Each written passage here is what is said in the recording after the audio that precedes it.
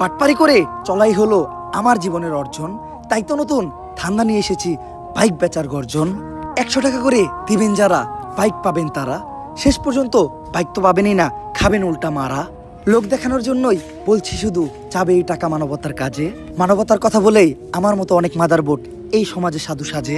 পাবলিককে ভোদাই বানিয়ে ধান্দা করার গর্জন, পৃষ্ঠা নাম্বার চুদলিং পং। আরে গরু ভিডিওটা সেই হয়েছে, এই গরু না গুরু। কিন্তু গরু এই বাইক বেচার টাকা কি আসলে মানবতার কাজে লাগাইবেন? এই আমার শিষ্য, তোরা যতগুলো আসছস, তোরা আমারটা চুষতে চুষতে তখন মুখ উদ্দা বেড়ে বাতিল করে লাইছস। এই টাকার 5% দেবো মানবতার কাজে, বাকি 95% দেবো আমাগো গাত্তায়। এমনি করেই তো আমাগো মতো ভণ্ডরা জনগণের টাকা আত্মায়। ভাই প্রশাসনিক ঝামেলা হইব না?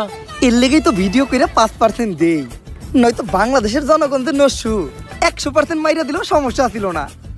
এই শ্বশুর বাড়ি যাওয়ার লিগা গাড়ি বস্তা বাইন্দা রেডিও, তগ মতো লোক যতটি আছে বুয়া, তগ লিগা আমাগো ছাড়া একাই যথেষ্ট।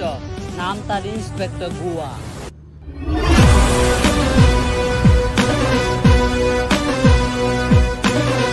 অগর গাড়িতে বর। স্যার আমগো তো গাড়ি নাই।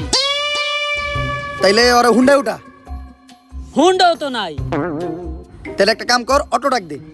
অটোর ভাড়া বাদ দে, আর এমনি ধর। ধরবো মানে?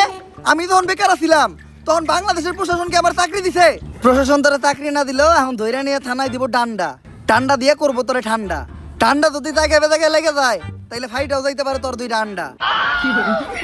তাই কথা বাদ দিয়ে চুপচাপ থানায় চল। আর ধর শিষ্য, যা দেখাইলা দৃশ্য, গুরের থুয়ে তখনই পালাইলা যখন গুরু হয়ে গেল নিশ্চ।